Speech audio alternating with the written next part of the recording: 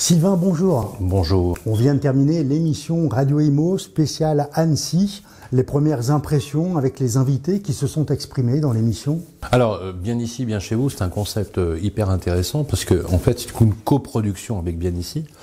Et l'idée, finalement, c'est d'aller au contact des territoires. En tant que média, on a deux formes d'expression et deux formes de contact. On a le contact par la voix, on a le contact par l'image, mais c'est toujours très intéressant de délocaliser nos plateaux, de sortir de nos studios parisiens et d'aller au contact des territoires. Et là, on a un taux de consommation et d'appétence sur le contenu qui est beaucoup plus élevé que la moyenne, puisque les gens aiment qu'on vienne les voir. Ils aiment qu'on vienne les voir physiquement. Ils aiment également qu'on leur parle dans leur territoire, avec des notes positives, des notes constructives. Et c'est vrai que quand on s'appelle Radio Imo, qu'on est aujourd'hui le numéro 1 de l'information immobilière en France, eh bien c'est notre devoir également d'aller au contact des agents immobiliers, des professionnels de l'immobilier, de ceux qui nous écoutent, de ceux qui nous écoutent moins, de ceux aussi également qui nous découvrent. Cette proximité est importante, ça permet également d'aller à la source de l'information finalement.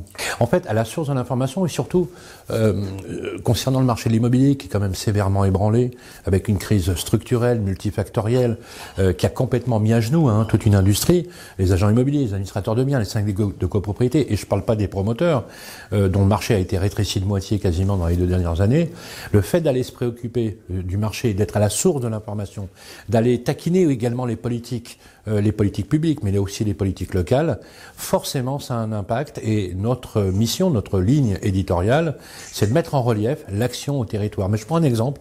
Les agents immobiliers, ceux qui font du marché locatif, par exemple, qui logent des personnes tous les jours, quand on arrive à trouver une location ou qui accèdent à la propriété, c'est une façon de réaliser le rêve des Français. Et c'est aussi une fonction sociale éminente en tant que citoyen dans l'urbain, dans la ville, dans la proximité, à l'échelle du quartier, à l'échelle de la rue. L'agent immobilier aujourd'hui, c'est le notable de quartier, c'est le tiers de confiance pour tous les projets immobiliers, donc c'est important qu'on soit là. Vous qui faites le Tour de France actuellement, qu'est-ce qui vous a le plus marqué sur, je dirais, le marché de notre territoire? La beauté du territoire. Vous avez une chance inouïe, je vous le dis les amis, vous êtes dans un territoire exceptionnel, une vue à couper le souffle. On comprend qu'on veut tous que votre croissance démographique, la croissance démographique du territoire soit positive. Venir à Annecy, c'est presque venir dans un lieu magique. C'est un territoire qui est magnifique, on y mange très bien, on y fait du sport, il y a une ambiance dans la ville qui est bucolique, on s'y déplace plutôt pas mal. Donc forcément, ce territoire est l'un, sinon le plus attractif en France. En tout cas, c'est vraiment un cadre architectural à la fois et puis de vivant également. C'est-à-dire que c'est une nature absolument florissante. Ce qui est frappant ici, c'est comment la nature, la montagne cohabite avec l'eau, le lac, comment finalement le sport fait partie intégrante de la ville et comment finalement on a l'impression presque de vivre à la campagne en ville. J'allais dire que tout ça se paye, tout cela a un prix, un marché très tendu au niveau des locations, absence de programme neuf également, on est sur un marché très contraint également. Contraint, je vais vous dire, c'est une catastrophe. On va dire les choses comme elles sont. Les promoteurs immobiliers de la région aujourd'hui souffrent énormément, certains ne sont même plus là. Il faut le dire, il faut le dire. Les politiques publiques menées depuis le premier mandat d'Emmanuel Macron ont mis littéralement à genoux notre industrie.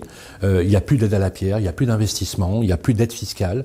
À tort, le gouvernement a cru que l'aide fiscale était une dépense, alors que les agents immobiliers, les professionnels, toute la chaîne de valeur immobilière est producteur de richesse à l'échelle locale, parce que choisir un toit ou louer un appartement, c'est aussi définir un marqueur social. C'est très important de rapprocher, par exemple, l'emploi du logement, d'éviter de faire 3 heures de route, aller et retour pour aller travailler. C'est insupportable. Donc il est plus que nécessaire, finalement, d'essayer de revoir ces politiques publiques. C'est aussi une façon, nous, en tant que médias, de lancer l'alerte au contact des professionnels. Et ceux qui m'écouteront là le savent. Il y a un vrai sujet autour du logement, qui est un sujet grave. Moi, ça fait plus de 30 ans que je suis dans ce métier. Je n'ai jamais vu une crise aussi grave.